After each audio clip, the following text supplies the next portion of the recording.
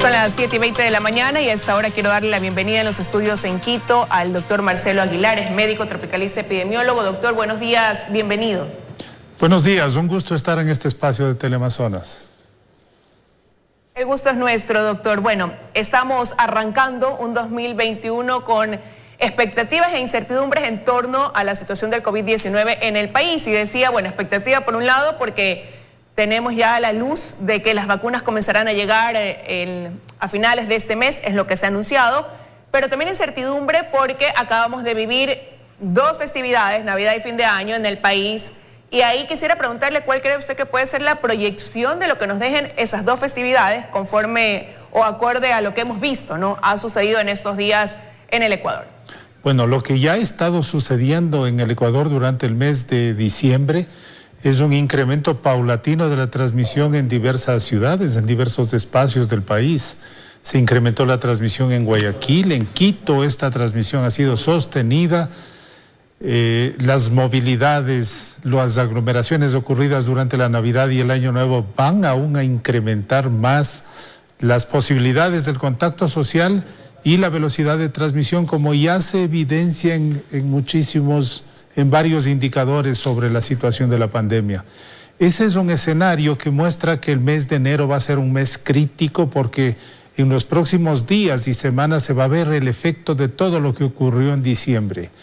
Quizás hay dos situaciones que hay que destacar y que son muy preocupantes, que son las contradicciones que han ocurrido entre los organismos que conducen el control de la pandemia.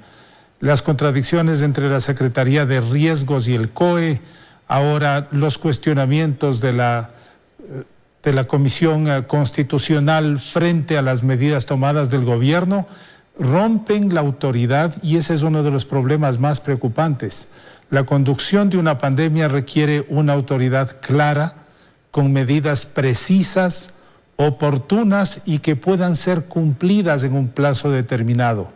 Creo que este es un momento en el que hay que hacer una evaluación de cómo ha ido la conducción de la pandemia, qué ha funcionado, qué no ha funcionado, hacer una auditoría de datos sobre lo que tenemos respecto a mortalidad, al número de casos, mirar el tema de psicología social. Estamos frente a una sociedad agotada por los confinamientos, por las limitaciones, por las dificultades económicas y todo eso requiere una evaluación concienzuda, a profundidad, de mirar el escenario y proyectar frente a los nuevos desafíos que tenemos. La vacunación es una promesa, todavía es una promesa. Llegarán aproximadamente 50,000 dosis que protegerán a 25,000 personas del sistema de salud, pero para lograr un efecto necesitamos un plan masivo de vacunación que todavía no está cerca. Bueno, se había dicho que sería quizás a partir de marzo, cuando ya se pueda comenzar a implementar ese plan de vacunación, ya masificarlo, ¿no? Dándole prioridad, como usted decía, en enero a quienes están en la primera línea de respuesta, sobre todo los servidores en el área de la salud. Pero lo que usted decía, bueno, las unidades de cuidados intensivos destinadas para COVID en las principales ciudades, decían ayer desde el gobierno, están llenas y todavía no estamos viendo los resultados del feriado de Navidad, de fin de año, y algo que en Guayaquil también va a llegar a repercutir, sobre todo en Guayaquil digo, aunque lo vimos en algunas partes del país, la celebración del triunfo de Barcelona, que también pudimos ver imágenes preocupantes en ese sentido. Esto pudiera conllevar a que se dé una segunda ola de la que tanto se habló el año pasado cuando atravesábamos momentos muy difíciles de la pandemia y veíamos que en otros países del mundo ya se hablaba de una segunda ola. ¿Pudiéramos llegar a eso, doctor? Podemos llegar a una situación crítica. Yo quisiera aclarar que en el Ecuador no podemos hablar de una segunda ola porque lo que hemos tenido es una sucesión de brotes epidémicos cada vez mayores en relación con mayores actividades de contacto social. En ningún momento hubo un control que se redujera de forma significativa la transmisión. A nivel global en el país lo que hemos tenido es una sucesión de brotes epidémicos y lo que podría ocurrir en el mes de enero es un brote muy grande que desborde los sistemas, los servicios de salud. Ciertamente la final del campeonato de fútbol, tanto en Quito como en Guayaquil, produjo desorden social, una movilidad enorme y los efectos se van a ver. En Quito y Guayaquil se vio gente celebrando en las calles, sin mascarilla, sin ningún tipo de protección, es gente que se va a contagiar de COVID-19, que va a llevar a su casa y que se van a crear núcleos de transmisión domésticos. Eso va a ocurrir y los efectos se van a ver en las próximas semanas. Esperemos. Y a eso de ahí, doctor, ¿cómo podría sumarse el hecho de que ya en otros países hay casos presentes de la mutación de este virus? Acá en el Ecuador todavía no hablamos de la presencia de esta mutación, que si bien es cierto, se ha dicho, hasta ahora no demuestra ser más letal, pero sí tiene mayor facilidad de contagio. Entonces, lo cierto es que hay una alerta ante eso, pero también no hay una preocupación sobredimensionada en ese sentido, porque se dice esto, ¿no? Se contagia más fácil, pero la letalidad no es mayor. ¿Pero a dónde nos puede llevar este hecho de que se contagia más fácil, considerando ya el panorama que tenemos actualmente, si es que se llega a presentar la mutación de este virus acá en el país? La cepa británica, como se ha dado en llamar, esta tiene una mayor facilidad de transmisión, tiene algunos cambios en su estructura que le hacen, según algunos datos, hasta 70% más transmisible. Esto significa que va a aumentar la velocidad de transmisión y puede tener algunos efectos. Primero, producir una gran cantidad de casos, entre ellos casos graves que desborden los sistemas de salud. Luego también otro efecto en la pandemia va a ser la rápida dispersión, va a contagiar un número mayor de personas, probablemente de grupos de edad menores, que va a contribuir también a generar una inmunidad de rebaño. Pero el problema fundamental es que se produzcan casos simultáneos graves, serios, que desborden los sistemas de salud. Por eso yo insisto en que es necesario leer de forma adecuada el escenario en el que está en el Ecuador, reorganizar las líneas, reorganizar las estrategias de conducción, porque hasta hoy vamos a tener 2 meses más sin vacuna en el escenario actual. No vamos a tener vacuna. Se necesitará un enorme esfuerzo de vacunar aproximadamente 12 millones de personas hasta tener un efecto protector, lo cual nos va a llevar todo el año 2021. Entonces, creo que hay algunos mensajes claves. La pandemia continúa. La mayor parte de la población ecuatoriana continúa susceptible a enfermarse de COVID. En este momento disponemos los instrumentos que conocemos, el uso de la mascarilla, que debe ser fundamental, el distanciamiento social, la higiene de manos. Eso es lo que tenemos en este momento. Hay que reorientar estos mensajes para poder llegar de forma adecuada a una sociedad cansada, a una sociedad agotada. Pero eso tiene que hacerse técnicamente. Es importante emprender en algunas acciones de fortalecimiento del Sistema Nacional de Salud, que a pesar de la pandemia sigue debilitándose. El gobierno sigue despidiendo gente en salud.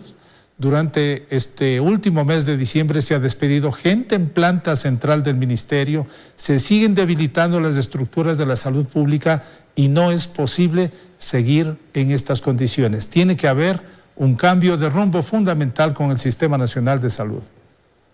Ahora, sobre su respuesta me quedan 2 inquietudes. Una, sobre lo último que usted decía, ¿no? Ya tenemos 10 meses en esta pandemia, la situación se proyecta para enero como un mes difícil en el que se van a requerir más camas. De hecho, ya hay unidades que comienzan a tener un plan de contingencia de cómo ampliar ese número de camas. Seguramente habrá mayor demanda de medicina.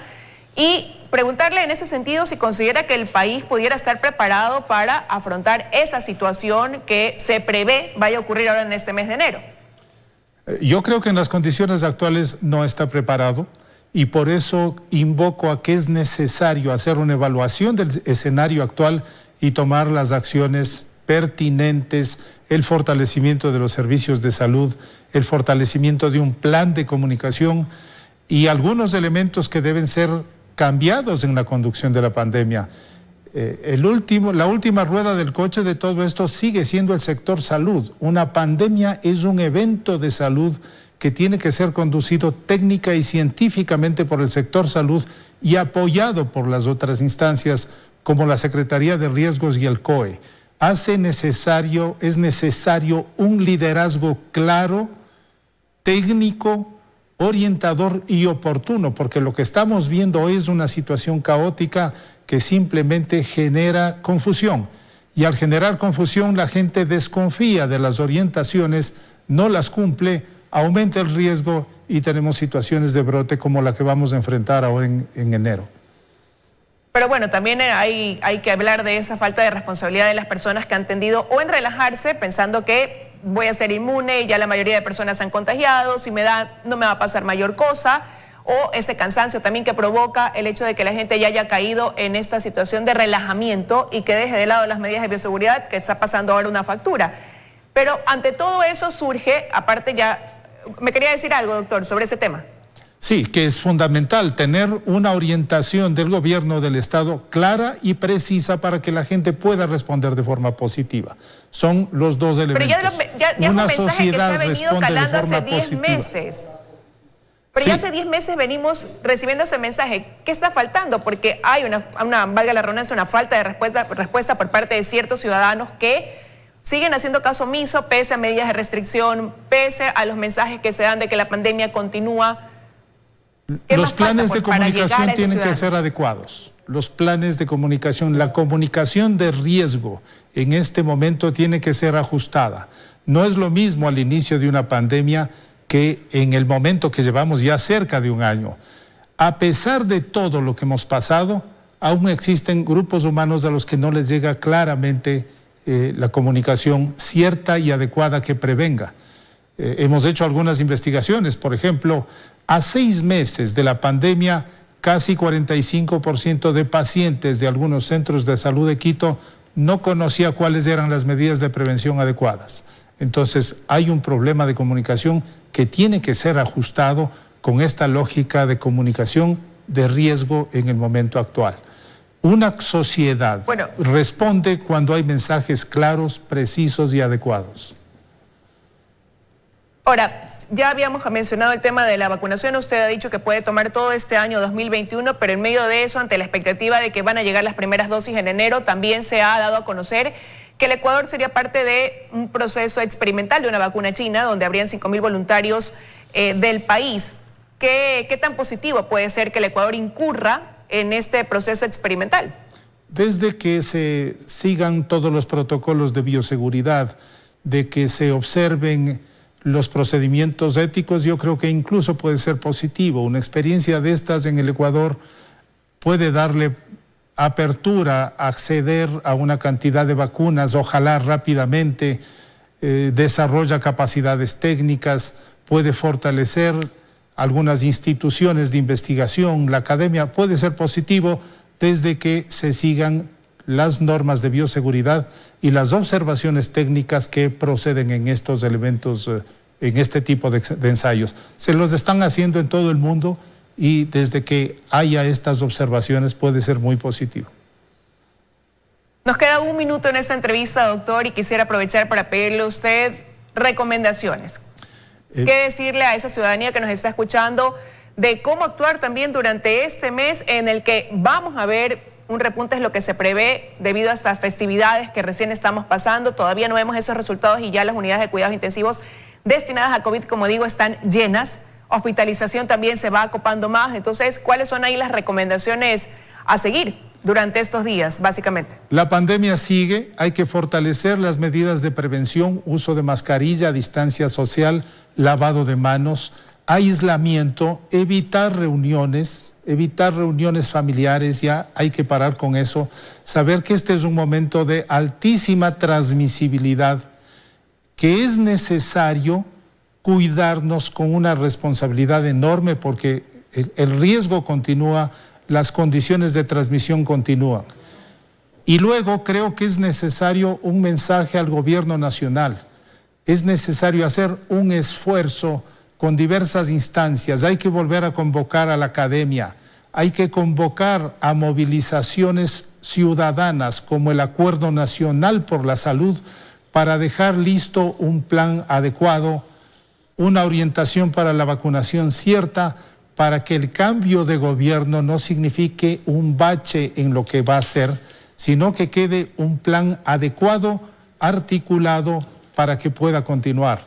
El país necesita un enorme esfuerzo para el control, para la vacunación para llegar hacia el fin de año en condiciones en que la COVID-19 sea una enfermedad más bien endémica y haya dejado de causar tanto impacto. Pero se requiere un enorme esfuerzo nacional, tanto del gobierno como de la sociedad civil, para poder llegar a ese objetivo. Todos tenemos nuestro grado de responsabilidad en que la situación en el país mejore. Quiero agradecerle que haya estado con nosotros esta mañana, doctor, aquí en nuestro primer programa de este 2021. Muchísimas gracias. Ha sido un gusto, Liz. Saludos a todos y que este año sea mejor que el que hemos venido. Ya cuidar la salud y la vida es el mayor don que uno puede tener en este momento. Sí, y lo podemos hacer adoptando ciertas medidas que pueden llegar a ser complicadas. Sí, ya tenemos más de 10 meses en eso, pero es lo que nos corresponde hacer para evitar perjudicar a alguien de nuestro entorno cercano. Muchísimas gracias por haber estado con nosotros. Hasta aquí llegamos con los desayunos de 24 horas.